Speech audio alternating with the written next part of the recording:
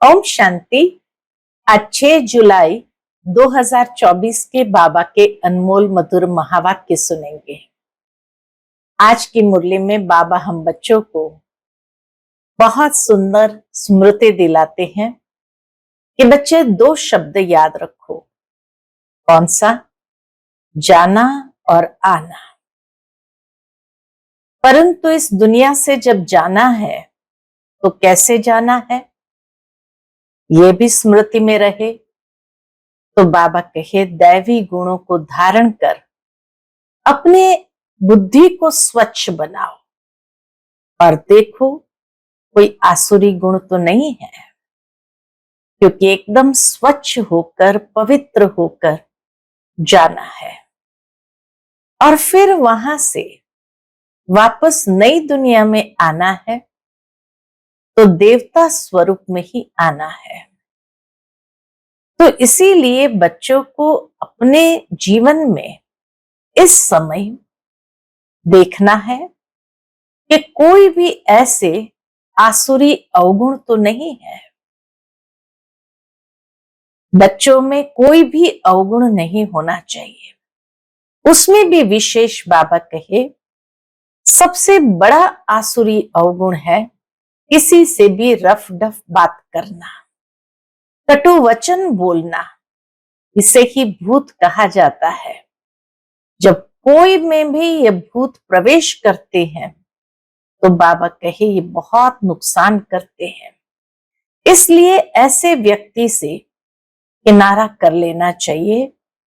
जितना हो सके ये अभ्यास करो। अब घर जाना है और फिर नई दुनिया, नई राजधानी में आना है।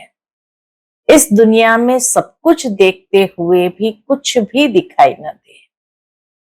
बाबा कहे, अपने शरीर को भी देखते हुए नहीं देखो, अशरीरी बनने का अभ्यास करो।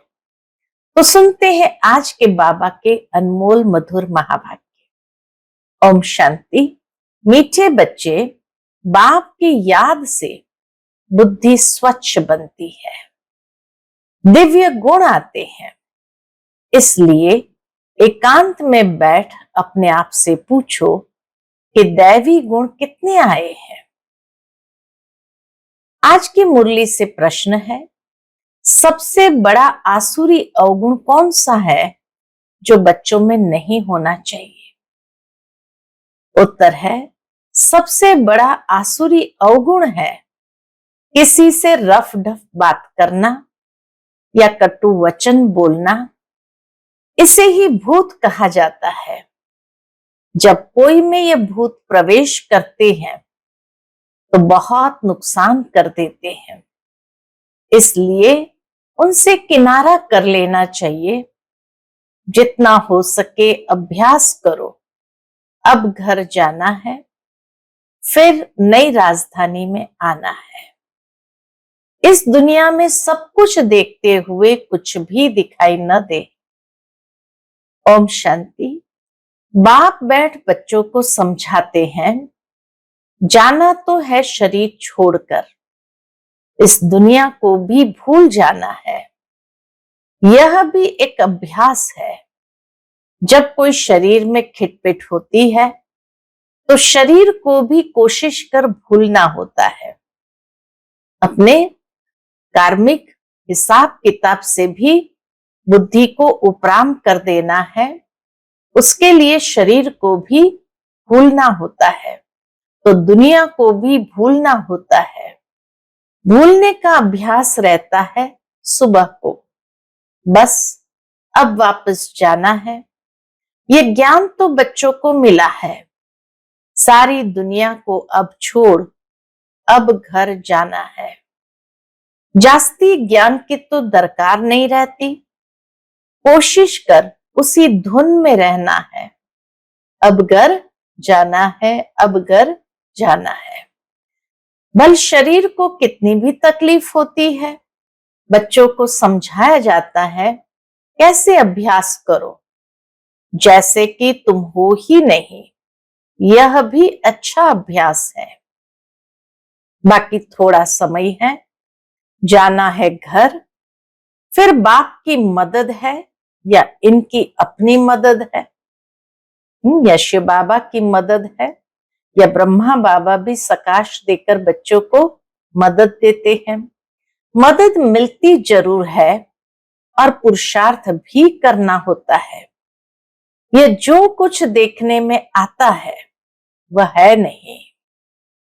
अब घर जाना है, वहां से फिर अपनी राजधानी में आना है। पिछाड़ी में ये दो बातें जाकर रहती है, जाना है फिर आना है। तो आज का मंत्र है जाना और आना। देखा जाता है इस याद में रहने से शरीर के रोग जो तंग करते हैं वह भी ऑटोमेटिकली ठंडे हो जाते हैं। वह खुशी रह जाती है। खुशी जैसी खुराक नहीं, इसीलिए बच्चों को भी यह समझाना पड़ता है, बच्चे अब घर चलना है, स्वीट होम में चलना है, इस पुरानी दुनिया को भूल जाना है। इसको ही कहा जाता है याद की यात्रा। अभी ही बच्चों को मालूम पड़ता है, बाप कल्प कल्प आते हैं, यही सुनाते हैं, कल्प बाद फिर मिलेंगे। बाबा भी कहते हैं कल्प बाद फिर मिलेंगे। बाप कहते हैं बच्चे अभी तुम जो सुनते हो फिर कल्प बाद भी यही सुनेंगे। यह तो बच्चे जानते हैं। बाप कहते हैं हम कल्प कल्प आकर बच्चों को मार्ग बताता हूं। मार्ग पर चलना बच्चों का काम है। बाप आकर मार्ग बताते हैं, साथ में ले जाते हैं। सिर्फ मार्ग नहीं बताते लेकिन साथ में ले भी जाते हैं। बाबा आकर खाली मार्ग बता दे ऐसा नहीं, साथ में हमें ले भी जाते हैं। यह भी समझाया जाता है यह जो चित्र आदि है पिछाड़ी में कुछ भी काम नहीं आते। बाप ने अपना परिचय दे दिया है। बच्चे समझ जाते हैं बाप का वर्षा बेहद की बादशाही है।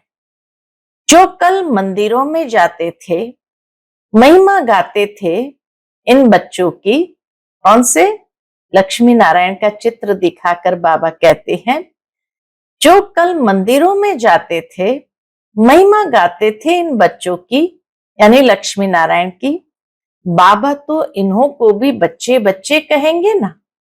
लक्ष्मी नारायण भी तो बाबा के बच्चे हैं जो इन्हों के ऊंच बनने की महिमा गाते थे। अब फिर ऊंच बनने का पुरुषार्थ कर रहे हैं, वही अब पुरुषार्थ करते हैं। शिव बाबा के लिए नई बात नहीं है, तुम बच्चों के लिए नई बात है। युद्ध के मैदान में तो बच्चे हैं, संकल्प विकल्प भी इन्हें तंग करेंगे। ये खांसी भी इनके कर्म का हिसाब किताब है। कितना डिटैच होकर के शिव बाबा कहते हैं ये खांसी भी इनके कर्म का हिसाब किताब है, इनको भोगना है। बाबा तो मौज में है, इनको कर्मातीत बनना है। शिव बाबा तो मौज में है, बाकी कर्मातीत बनने का पुरुषार्थ तो ब्रह्मा बाबा को करना है। बाप तो है ही सदा कर्मातीत अवस्था में, शिव बाबा है ही सदा कर्मातीत अवस्था में। हम तुम बच्चों को माया के तूफान आदि कर्म भोग आएंगे। ब्रह्मा बाबा कहते हैं हम तुम बच्चों को माया के तूफान आदि कर्म भोग आएंगे। ये समझाना चाहिए। बाप तो रास्ता बताते हैं, बच्चों को सब कुछ समझाते हैं। इस रथ को कुछ होता है तो तुमको फीलिंग आएगी कि दादा को कुछ हुआ है। बाबा को कुछ नहीं होता, इनको होता है। शिव बाबा को कुछ नहीं होता, होता है ब्रह्मा बाबा को। ज्ञान मार्ग में अंधश्रद्धा की बात नहीं होती। बाप समझाते हैं मैं किस तन में आता हूं, बहुत जन्म के अंत के पति तन में मैं प्रवेश करता हूं। दादा भी समझते हैं जैसे और बच्चे हैं, मैं भी हूं। ब्रह्मा बाबा कहते हैं शिव बाबा के लिए जैसे और बच्चे हैं, मैं भी हूं। दादा पुरुषार्थी है। क्यों? क्योंकि संपूर्ण नहीं है। तुम सब प्रजापिता ब्रह्मा के बच्चे ब्राह्मण पुरुषार्थ करते हो विष्णु पद पाने। लक्ष्मी नारायण कहो, विष्णु कहो, बात तो एक ही है। बाप ने समझाया भी है, आगे नहीं समझते थे। न ब्रह्मा विष्णु शंकर को, न अपने आप को समझते थे। अभी तो बाप को ब्रह्मा विष्णु शंकर को देखने से बुद्धि में आता है, ये ब्रह्मा तपस्या करते हैं, यही सफेद ड्रेस है। कर्मातीत अवस्था भी यहां होती है। इन एडवांस तुमको साक्षात्कार होता है। ये बाबा फरिश्ता बनेंगे। तुम भी जानते हो हम कर्मातीत अवस्था को पाकर फरिश्ता बनेंगे नंबरवार। जब तुम फरिश्ते बनते हो तब समझते हो कि अब लड़ाई लगेगी। मेरुआ मौत, मलु का शिकार, ये बहुत उच्च अवस्था है कि चारों तरफ लड़ाई हो, मेरुआ मौत हो और फिर भी अवस्था अंदर अचल अडोल हो। बच्चों को धारणा करनी है। यह भी निश्चय है कि हम चक्र लगाते हैं और कोई इन बातों को समझ न सके। नया ज्ञान है और फिर पावन बनने के लिए बाप याद सिखाते हैं। यह भी समझते हो बाप से वर्षा मिलता है। कल्प कल्प बाप के बच्चे बनते हैं। 84 का चक्र लगाया है। कोई को भी तुम समझाओ तुम आत्मा हो, परम पिता परमात्मा बाप है, अब बाप को याद करो, तो उनकी बुद्धि में आएगा दैवी प्रिंस बनना है तो इतना पुरुषार्थ करना है, विकार आदि सब छोड़ देना है।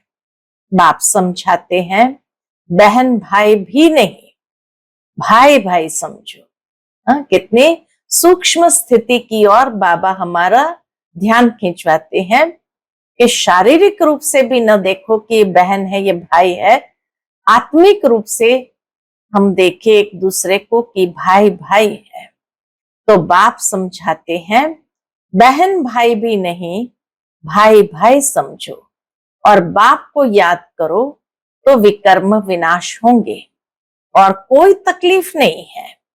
पिछाड़ी में और कोई बातों की दरकार नहीं पड़ेगी। सिर्फ बाप को याद करना है, आस्तिक बनना है, ऐसा सर्वगुण संपन्न बनना है। लक्ष्मी नारायण का चित्र बड़ा एक्यूरेट है। सिर्फ बाप को भूल जाने से दैवी गुण धारण करना भी भूल जाते हैं। बाबा को भूले तो फिर दैवी गुण धारण करना है यह भी भूल जाते हैं। बच्चे एकांत में बैठ विचार करो, बाबा को याद करके हमको यह बनना है, यह गुण धारण करना है। बात तो बहुत छोटी है। बच्चों को कितनी मेहनत करनी पड़ती है, कितना देह अभिमान आ जाता है। बाप कहते हैं देही अभिमानी भव। बाप से ही वर्षा लेना है। बाप को याद करेंगे तब तो किचड़ा निकलेगा। बच्चे जानते हैं अभी बाबा आया हुआ है, ब्रह्मा द्वारा नई दुनिया की स्थापना करते हैं। तुम बच्चे जानते हो स्थापना हो रही है। इतनी सहज बात भी तुमसे खिसक जाती है। एक अलफ है, बेहद के बाप से बादशाही मिलती है। बाप को याद करने से नई दुनिया याद आ जाती है। अबलाएं कुब्जाएं भी बहुत अच्छा पद पा सकती है। सिर्फ अपने को आत्मा समझ बाप को याद करो। बाप ने तो रास्ता बताया है। बाबा ने तो सबसे सहज रास्ता बताया है। अपने को आत्मा समझो, बाप को याद करो। कहते हैं अपने को आत्मनिश्चय करो। सहज रास्ता यही है। बाप की पहचान तो मिली, बुद्धि में बैठ जाता है। अब 84 जन्म पूरे हुए, घर जाएंगे, फिर आकर स्वर्ग में पाठ बजाएंगे। ये प्रश्न नहीं उठता कि कहाँ याद करूं, कैसे करूं। बुद्धि में है कि बाप को याद करना है। बाप कहाँ भी जाए, तुम तो उनके बच्चे हो ना। बेहद के बाप को याद करना है। यहां बैठे हो तो तुमको आनंद आता है। सन्मुख में बैठे हैं तो आनंद आता है। सन्मुख बाप से मिलते हो। मनुष्य मूंझ जाते हैं। इस बात में मूंझ जाते कि शिव बाबा की जयंती कैसे होगी, शिव बाबा की जयंती कैसे होगी। यह भी समझते नहीं कि शिवरात्रि क्यों कहा जाता है। श्री कृष्ण के लिए समझते हैं ना, रात को जयंती होती है, परंतु इस रात्रि की बात नहीं है। वह आधा कल्प की रात पूरी होती है, फिर बाप को आना पड़ता है नई दुनिया की स्थापना करने। है बहुत सहज। कौन सी रात्रि है, कोई 24 घंटे के दिन और रात की बात नहीं है। ये बेहद की बात है कि जब रात्रि का समय पूरा होता है तब बाप को आना पड़ता है नई दुनिया की स्थापना करने। है बहुत सहज। बच्चे खुद समझते हैं सहज है। दैवी गुण धारण करने हैं, नहीं तो 100 गुना पाप हो जाता है। मेरी निंदा कराने वाले ऊंच ठौर नहीं पा सकेंगे। शिव बाबा कहे मेरी निंदा कराने वाले ऊंच ठौर नहीं पा सकेंगे।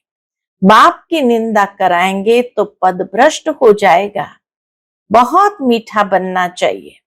रफ डफ बात करना यह दैवी गुण नहीं है। समझना चाहिए ये आसुरी अवगुण है। प्यार से समझाना होता है, यह तुम्हारा दैवी गुण नहीं है। यह भी बच्चे जानते हैं अभी कलयुग पूरा होता है, यह है संगम युग। मनुष्य को तो कुछ पता नहीं है। कुंभकर्ण की नींद में सोए पड़े हैं। समझते हैं 40,000 वर्ष पड़े हैं। क्यों सोए पड़े हैं? क्योंकि समझते हैं अभी 40,000 वर्ष पड़े हैं, हम जीते रहेंगे, सुख भोगते रहेंगे। यह नहीं समझते दिन प्रतिदिन और ही तमो प्रधान बनते हैं। तुम बच्चों ने विनाश का साक्षात्कार भी किया है। आगे चलकर ब्रह्मा का, श्री कृष्ण का भी साक्षात्कार करते रहेंगे। ब्रह्मा के पास जाने से तुम स्वर्ग का ऐसा प्रिंस बनेंगे। इसलिए अक्सर करके ब्रह्मा और श्री कृष्ण दोनों के साक्षात्कार होते हैं। कोई को विष्णु का होता है, परंतु उनसे इतना समझ नहीं सकेंगे। नारायण का होने से समझ सकते हैं। यहां हम जाते ही है देवता बनने के लिए। तो तुम अभी सृष्टि के आदि मध्य अंत का पाठ पढ़ते हो। बाबा कहे तुम सृष्टि के आदि मध्य अंत का पाठ पढ़ते हो। पाठ पढ़ाया जाता है याद के लिए। पाठ आत्मा पढ़ती है। देह का भान उतर जाता है। आत्मा ही सब कुछ करती है। अच्छे अथवा बुरे संस्कार आत्मा में ही होते हैं। तुम मीठे मीठे बच्चे 5000 वर्ष के बाद आकर मिले हो। तुम वही हो, फीचर्स भी वही है। 5000 वर्ष पहले भी तुम ही थे। तुम भी कहते हो 5000 वर्ष बाद आप वही आकर मिले हो जो हमको मनुष्य से देवता बना रहे हो। हम देवता थे, फिर असुर बन पड़े हैं। देवताओं के गुण गाते आए हैं, अपने अवगुण वर्णन करते आए।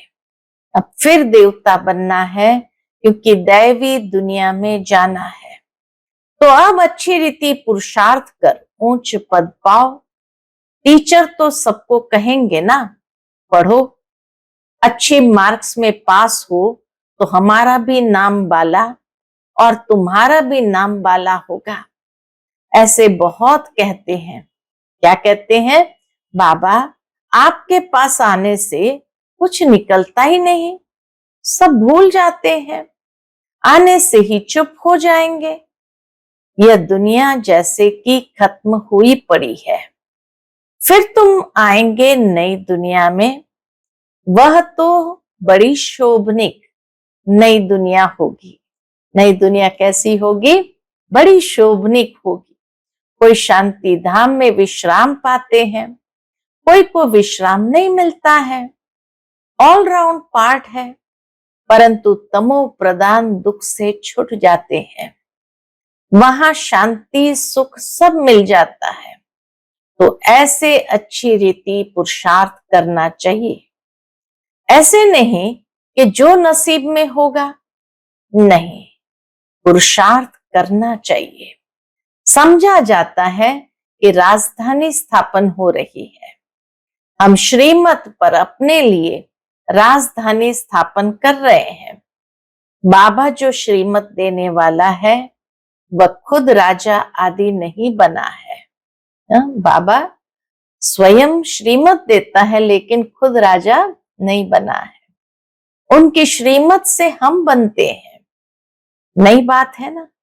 श्रीमत देने वाला नहीं बनते, श्रीमत को फॉलो करने वाले बन जाते हैं। कभी कोई ने न तो सुनी न देखी। अभी तुम बच्चे समझते हो, श्रीमत पर हम वैकुंठ की बादशाही स्थापन करते हैं। हमने अनगिनत बार राजा स्थापन की है, करते और गंवाते हैं। ये चक्र फिरता ही रहता है। पादरी लोग जब चक्कर लगाने निकलते हैं तो और कोई को देखना भी पसंद नहीं करते हैं, सिर्फ क्राइस्ट की ही याद में रहते हैं, शांति में चक्र लगाते हैं। समझ है ना? क्राइस्ट की याद में कितना रहते हैं। जरूर क्राइस्ट का साक्षात्कार हुआ होगा। सब पादरी ऐसे थोड़े होते हैं। फोटो में कोई तुम्हारे में भी नंबरवार है। फोटो में कोई ऐसी याद में रहते होंगे। ट्राई करके देखो, चलते फिरते उठते बैठते कैसे याद करना होता है। तो ट्राई करके देखो और कोई को नहीं देखो। पैदल चलते चलते और कोई को नहीं देखो। बाप को याद करते स्वदर्शन चक्र फिराते रहो, तुमको अथाह खुशी होगी। श्रेष्ठाचारी देवताओं को कहा जाता है, मनुष्य को भ्रष्टाचारी कहा जाता है। इस समय तो देवता कोई भी है नहीं। आधा कल्प दिन, आधा कल्प रात, ये भारत की ही बात है। बाप कहते हैं, मैं आकर सबकी सदगति करता हूं। बाकी जो और धर्म वाले हैं, वह अपने अपने समय पर अपने धर्म की आकर स्थापना करते हैं। सब आकर ये मंत्र ले जाते हैं, बाप को याद करना है। जो याद करेंगे वह अपने धर्म में ऊंच पद पाएंगे। तुम बच्चों को पुरुषार्थ करके रूहानी म्यूजियम अथवा कॉलेज खोलने चाहिए। लिख दो। बाबा कहे, लिख दो, विश्व की अथवा स्वर्ग की राजाई सेकंड में कैसे मिल सकती है। आकर समझो। बाप को याद करो तो वैकुंठ की बादशाही मिलेगी। जितना जितना बाबा को याद करेंगे तो वैकुंठ की बादशाही मिलेगी। अच्छा, मीठे मीठे सिकिल दे बच्चों प्रति माता पिता बाप दादा का याद प्यार और गुड मॉर्निंग। रूहानी बाप की रूहानी बच्चों को नमस्ते। हम सब रूहानी बच्चों की रूहानी माता पिता बाप दादा को याद प्यार गुड मॉर्निंग और नमस्ते नमस्ते। शुक्रिया बाबा, शुक्रिया। आज की मुरली से धारणा के लिए मुख्य सार है। पहली पॉइंट, चलते फिरते एक बाप की ही याद रहे और कुछ देखते हुए भी दिखाई न दे, और कुछ देखते हुए भी दिखाई न दे, ऐसा अभ्यास करना है। एकांत में अपनी जांच करनी है कि हमारे में दैवी गुण कहां तक आए हैं। दूसरी पॉइंट, ऐसा कोई कर्तव्य नहीं करना है जिससे बाप की निंदा हो। दैवी गुण धारण करने हैं, बुद्धि में रहे अभी घर जाना है, फिर अपनी राजधानी में आना है। आज का बाप दादा का मधुर वरदान हम बच्चों के प्रति है, सेवाओं में शुभ भावना की एडिशन द्वारा शक्तिशाली फल प्राप्त करने वाले सफलता मूर्त भव। सेवाओं में शुभ भावना की एडिशन द्वारा शक्तिशाली फल प्राप्त करने वाले सफलता मूर्त भव। जो भी सेवा करते हो उसमें सर्व आत्माओं के सहयोग की भावना हो, खुशी की भावना व सद्भावना हो तो हर कार्य सहज सफल होगा।